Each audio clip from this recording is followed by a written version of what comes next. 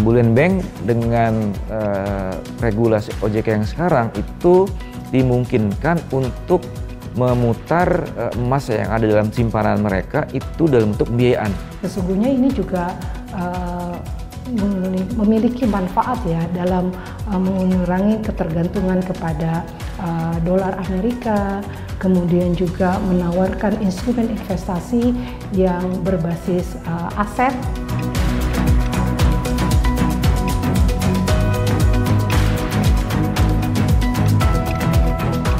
Dan memang itu kayaknya nabung yang sangat ini ya, lumayan gitu ya, daripada kita mungkin nabung di bank konvensional, bank biasa atau deposito itu bunganya sedikit. Jadi ya saya lebih baik ke cicil emas.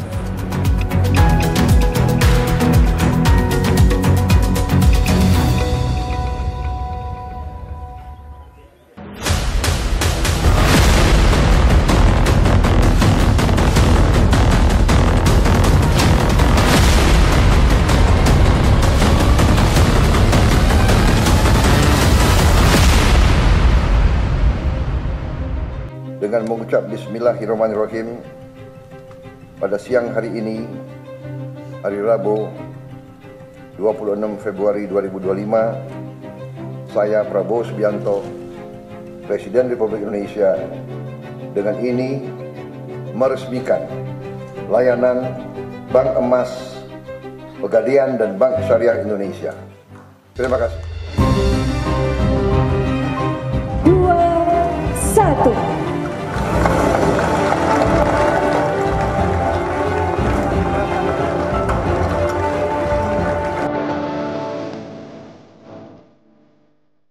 Usai diresmikannya layanan usaha Bullion bagi lembaga jasa keuangan LJK, pemerintah menargetkan cadangan emas batangan yang tersimpan di LJK Bullion mencapai 440 ton pada tahun 2030. Bullion Bank atau Bank Emas dibentuk oleh pemerintah untuk mengoptimalkan cadangan emas nasional yang selama ini banyak mengalir ke luar negeri tanpa pengelolaan maksimal di dalam negeri. Kajian yang dilakukan PT Pegadaian pada tahun 2023 menyebut Indonesia memiliki cadangan emas sekitar 2.600 ton. Sementara secara potensi yang ada, pemerintah mencatat ada 1.800 ton emas beredar di masyarakat atau setara 300 triliun rupiah yang belum terserap di lembaga jasa keuangan formal. Belum lagi bicara soal ekspor emas mentah Indonesia ke luar negeri atau DOR yang bisa mencapai 5 miliar US dollar per tahun dengan nilai impor emas batangan tercatat mencapai 2 miliar US dollar per tahun. US Geological Survey mencatat produksi emas Indonesia pada tahun 2024 mencapai 100 metrik ton dan menempatkan Indonesia sebagai peringkat ke-10 negara dengan produksi emas terbesar di dunia.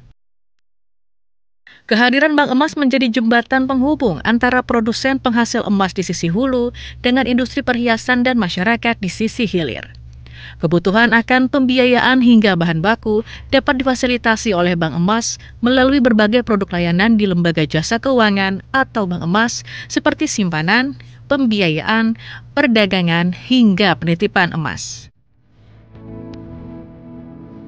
Deputi Bidang Koordinasi Pengelolaan dan Pengembangan Usaha Badan Usaha Milik Negara Kementerian Koordinator Bidang Perekonomian Ferry Irawan menyatakan kegiatan usaha Bullion atau Bank Emas erat kaitannya dengan Asta-cita Prabowo Gibran terkait program hilirisasi. Smelter PT Freeport Indonesia di kawasan ekonomi khusus Gresik yang memiliki kapasitas produksi emas hingga 50 ton per tahun misalnya, bisa dimaksimalkan untuk industri dalam negeri melalui operasionalisasi bank emas. Dari emas yang dihasilkan oleh Freeport atau produsen lainnya, ini kita harapkan bisa ditampung di Bullion Bank gitu ya. Nah, Bullion Bank dengan regulasi OJK yang sekarang itu dimungkinkan untuk memutar emas yang ada dalam simpanan mereka itu dalam bentuk pembiayaan. Jadi kalau sekarang misalnya kan masyarakat punya emas taruh di bantal, ini kan nggak bisa kita apa-apakan gitu ya. Tapi kalau dengan Bank Bullion tadi, uang emas yang ada disimpan di Bullion Bank, nanti dari Bullion Bank paling nggak 70% yang mereka simpan itu bisa disalurkan kembali untuk dalam bentuk pembiayaan bentuknya emas gitu ya. Ini kita harapkan bisa memutar roda perekonomian lebih cepat gitu ya. Optimalisasi pemanfaatan potensi emas dituangkan dalam Undang-Undang Nomor 4 Tahun 2023 tentang pengembangan dan penguatan sektor keuangan atau P2SK, di mana turut mengatur tentang operasionalisasi kegiatan usaha bullion atau bank emas. Regulasi bank emas kemudian diatur dalam Peraturan Otoritas Jasa Keuangan (POJK) Nomor 17 Tahun 2024. Aturan ini menjelaskan dengan rinci, mulai dari jenis kegiatan usaha bullion hingga penerapan strategi anti-fraud dan perlindungan konsumen. Jadi kalau ada misalnya di OJK, namanya lembaga jasa keuangan ya, tapi bukan core bisnisnya itu, contoh perusahaan asuransi, perusahaan penjaminan, atau dana pensiun. Kami juga mau dong usaha bullion, nah itu nggak bisa, karena core atau kegiatan utamanya bukan penyaluran kredit atau pembiayaan. Itu syarat utamanya. Syarat kedua memenuhi syarat modal minimum tentunya. Ya ini di awal ya berdasarkan hasil kajian kami, karena ini bisnis baru memerlukan kesiapan, operasionalisasi, tata kelola yang baik, itu kami menetapkan modal minimumnya itu masih cukup besar sekarang, 14 triliun. Dengan berbagai pertimbangan tadi, karena untuk bisnis ini kan perlu investasi besar. Kegiatan usaha bullion menjadi bentuk diversifikasi produk jasa keuangan yang memanfaatkan monetisasi emas sebagai sumber pendanaan. Layaknya perbankan yang menjalankan fungsi intermediasi, kegiatan usaha bullion juga berperan menghimpun dan menyalurkan, tetapi dalam bentuk emas. Emas yang dimaksud merupakan logam mulia berbentuk batangan lempengan, tidak berupa mata uang, dengan kandungan aurum paling rendah 99,9% yang telah berstandar nasional Indonesia. Aspek kehati-hatian akan menjadi kunci dalam memastikan akuntabilitas dan transparansi pelaksanaan bullion bank. Otoritas Jasa Keuangan (OJK) mengawasi ketat lembaga jasa keuangan (LJK) maupun industri keuangan non-bank (IKNB) yang menjalankan layanan bank emas. OJK selaku regulator juga telah mengatur terkait tata kelola dan manajemen risiko, termasuk sistem pelaporan, namun tetap mengedepankan kerahasiaan nasabah. Evaluasi juga bakal dijalankan OJK kepada LJK maupun IKNB yang memiliki layanan bank emas. Kami ingin memastikan bahwa mereka menyalurkan secara prudent sesuai ketentuan, tapi kalau yang disimpan nasabah, kami juga harus tahu, tapi nggak per individu ya. Tapi kami harus tahu berapa besaran emas masyarakat yang disimpan. Yang mudah-mudahan dengan model seperti itu, apalagi sudah ada ketentuan pokoknya tadi mengenai tata kelolanya, manajemen risikonya, bagaimana dia harus mengelolanya. Itu nanti kami memonitor dari pelaporan yang disampaikan mereka secara khusus. Kehadiran bank emas menjadi instrumen investasi dan aset pelindung yang dijamin oleh negara. Selain menunjang hilirisasi dan mengoptimalkan emas dalam negeri, bank emas juga ditargetkan dapat mendorong laju pertumbuhan ekonomi Indonesia untuk mencapai target 8%. Lalu, keuntungan apa lagi yang bisa dipetik dari hadirnya bank emas di tanah air?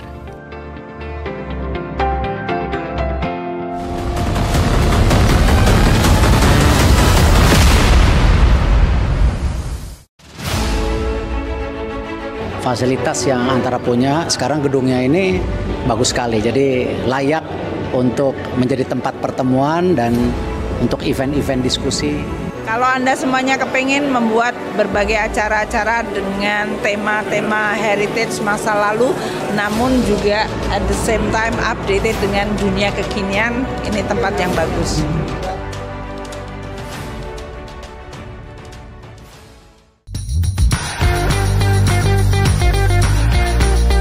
Menyajikan fakta yang belum pernah terungkap. Nusantara Beat adalah grup musik berbasis di Amsterdam dengan akar budaya Indonesia yang kuat. Mengulas segala hal yang berkaitan dengan musik secara mendalam dan informatif. Ngobrol santai dan menyaksikan penampilan apik musisi favorit. Saksikan hanya di Antara TV.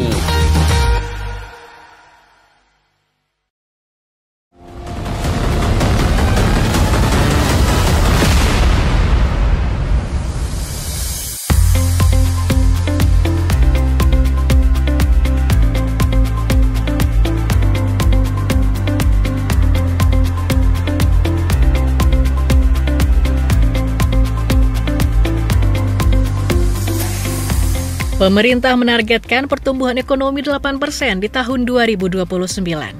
Bullion Bank atau Bank Emas digadang-gadang jadi salah satu langkah strategis untuk mencapai target tersebut. Kajian McKinsey membuat Bank Emas berpotensi meningkatkan produk domestik bruto PDB Indonesia hingga 245 triliun rupiah dalam beberapa tahun ke depan, serta menarik investasi hingga 47,4 triliun rupiah. Operasionalisasi Bank Emas juga diprediksi dapat meningkatkan peredaran uang sebesar 156 triliun rupiah. Hadirnya Bank Emas dapat mendukung industri emas tanah air bisa lebih berkembang. Pertumbuhan ekonomi juga diharapkan jadi lebih positif melalui pembukaan lapangan kerja baru di sektor emas. Juga mendorong keberagaman produk seperti kredit berbasis emas dan obligasi emas, serta meningkatkan likuiditas dan inovasi keuangan berbasis komoditas. Tak hanya itu, implementasi Bank Emas berpotensi mendukung penganekaragaman cadangan devisa Indonesia melalui emas, meningkatkan daya saing pelaku tambang lokal, dan memberdayakan sektor pertambangan. Secara kalau di pertumbuhan ekonomi itu kan kita bisa menghitung beberapa hal dengan dua metode gitu ya.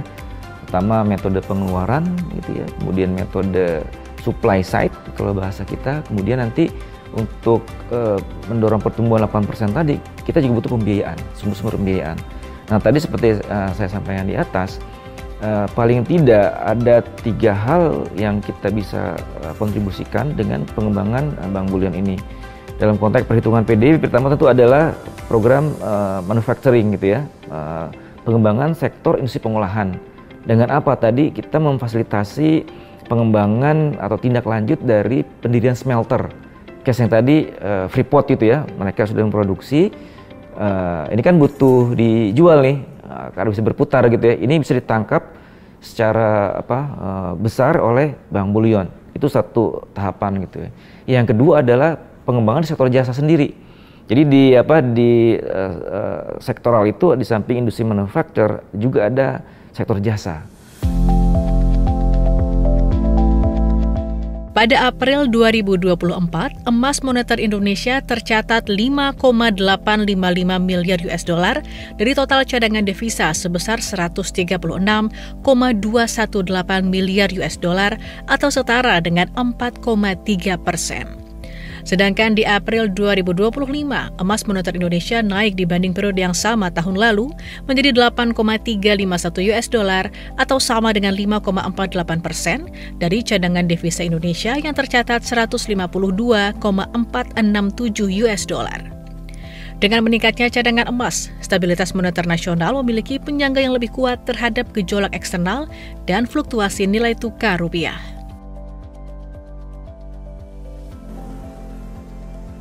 Emas kerap dianggap sebagai aset safe haven lantaran nilainya yang cenderung stabil, bahkan dapat meningkat di saat kondisi ekonomi tidak stabil seperti ketika terjadi krisis keuangan, inflasi, atau perang. Hal ini nyata terbukti saat kebijakan tarif impor Amerika diumumkan Presiden Trump pada April 2025, harga emas tetap kukuh menjadikannya investasi yang stabil. Jika melihat fluktuasi harga emas sejak 15 tahun lalu, Anta mencatat logam mulia di akhir April 2010 masih sekitar Rp406.000 per gram. Angka ini kemudian naik pada April 2015 menjadi Rp571.000 per gramnya. Lalu pada akhir April 2020, harga per gramnya melambung menjadi Rp937.000. 5 tahun berikutnya, harga emas melonjak di akhir April 2025 menjadi Rp1.965.000 per gram. Ketua Program Studi Doktor Perbankan Syariah Fakultas Ekonomi dan Bisnis UIN Syarif Hidayatullah Jakarta, sekaligus Kepala Center for Syariah Economic Development INDEF, Nur Hidayah menilai, Bank Emas merupakan strategi yang cukup potensial dalam menstabilkan sistem perekonomian. Sesungguhnya ini juga memiliki manfaat ya dalam mengurangi ketergantungan kepada dolar Amerika, kemudian juga menawarkan instrumen investasi yang berbasis aset yang tentu saja bagi sebagian masyarakat ini adalah sebuah pilihan investasi yang bagi masyarakat muslim khususnya itu dianggap halal karena memang berbasis real asset.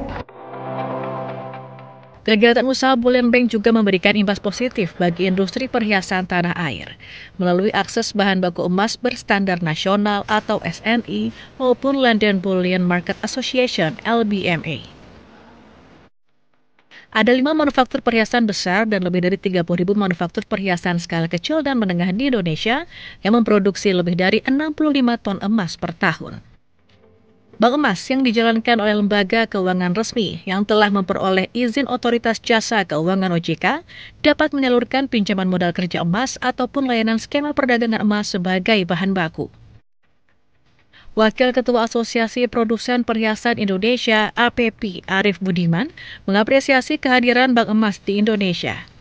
Bullion Bank memudahkan para pelaku industri manufaktur emas perhiasan di Indonesia serta menjaga harga emas agar semakin kompetitif di tingkat global. Kebijakan peluncuran Bank Emas tahun ini merupakan satu ide dan satu realisasi yang sangat baik, terutama untuk para produsen perhiasan emas, di mana sekarang produsen perhiasan emas dapat mendapatkan bahan baku dengan mudah, dengan harga yang bersaing, sehingga meningkatkan nilai ekspor kami, nilai daya saing kami untuk berkompetisi dengan produsen negara-negara lain. Sebelum adanya Bullion Bank, tidak ada satu standar di mana harga emas pasaran di Indonesia mengacu pada satu standar tertentu. Namun dengan adanya Bullion Bank, sekarang kita mempunyai satu standar yang pasti bahwa harga emas di Indonesia ini dapat bersaing dengan harga emas internasional. Yang sebelumnya kita mendapatkan harga emas di Indonesia ini jauh lebih mahal dibandingkan dengan harga emas internasional. Bank Syariah Indonesia dan PT Pegadaian menjadi 2 entitas yang sejak awal peluncuran Bank Emas telah mendapat lampu hijau dari OJK untuk menyelenggarakan Bullion Bank. Apa saja ragam layanan dan bagaimana cara berinvestasi Bank Emas?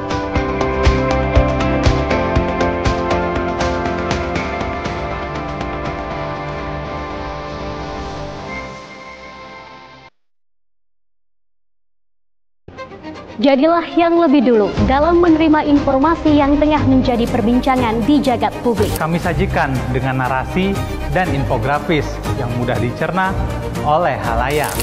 Saksikan hanya di Perantara, tayang setiap hari Minggu di portal antaranews.com. Dan setiap hari Senin di kanal YouTube Antara TV Indonesia. Pastikan tidak ketinggalan setiap episodenya.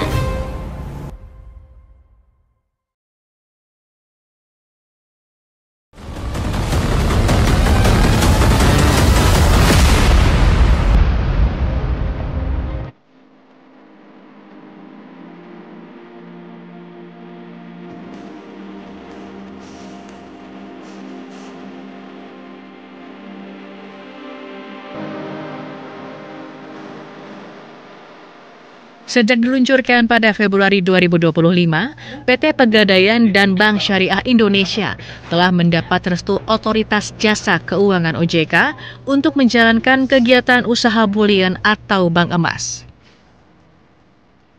Ada 4 jenis produk bank emas milik PT Pegadaian: produk simpanan emas, pembiayaan, penitipan, dan perdagangan emas.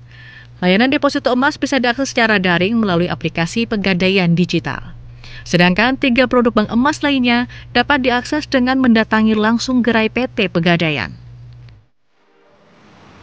Kinerja gemilang ditorehkan PT Pegadaian dalam waktu 3 bulan sejak bank emas diluncurkan. Per 30 April 2025, tata kelola kegiatan bank emas PT Pegadaian tercatat sekitar 18,1 ton. Tabungan emas sebesar 13,2 ton dengan 3,64 juta nasabah. Produk deposito emas menyentuh angka 1,1 ton dengan 31.000 nasabah.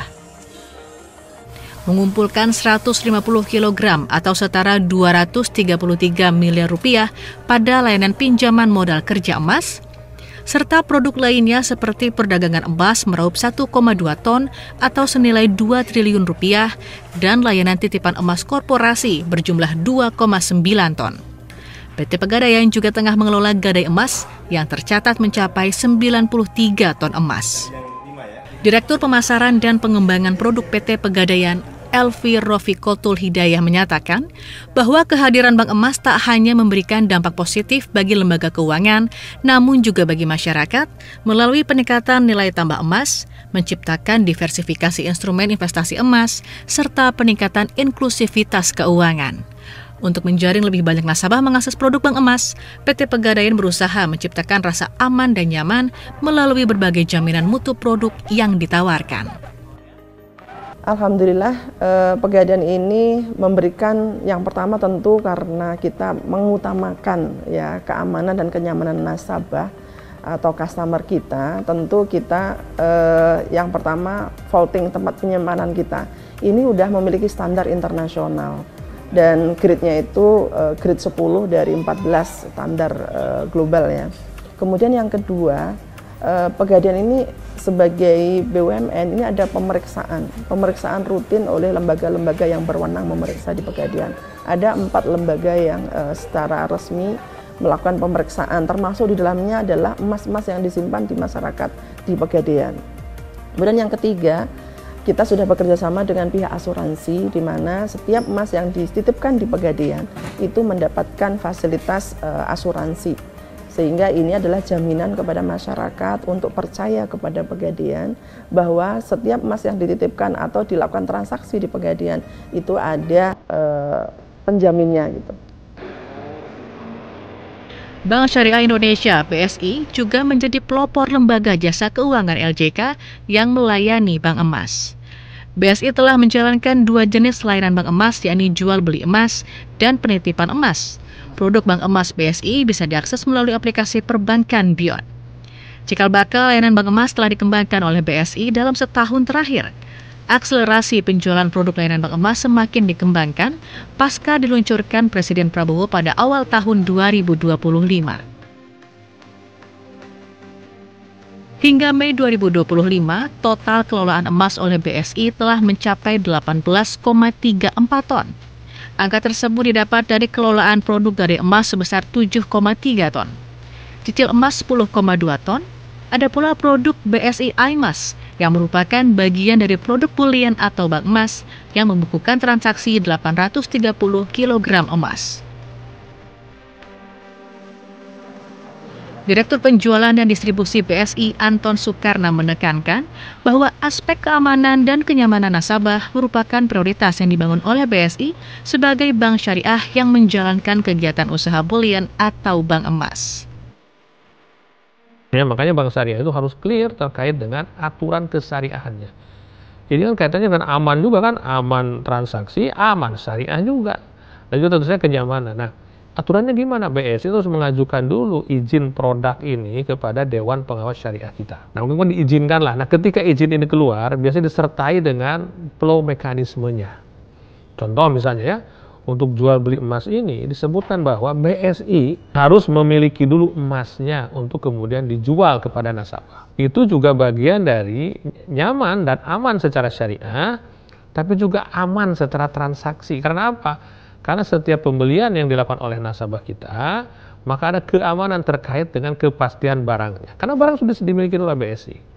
Dan BSI tidak bisa tuh, kemudian barangnya nanti aja, nggak bisa. Barangnya harus kita beli dulu, baru kita jual.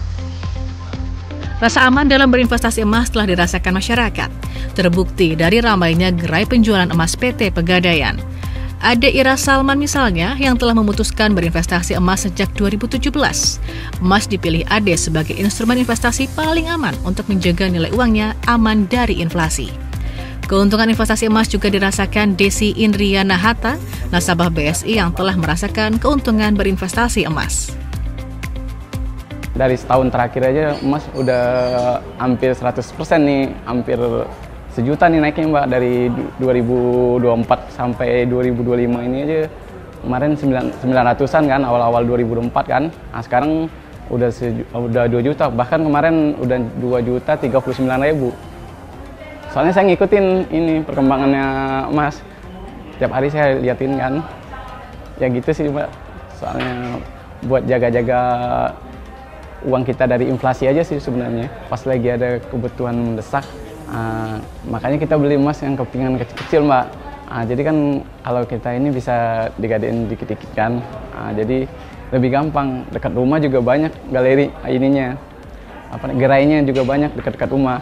Pertama berinvestasi cicil emas itu waktu itu 100 gram sekitar 40 apa 50 juta.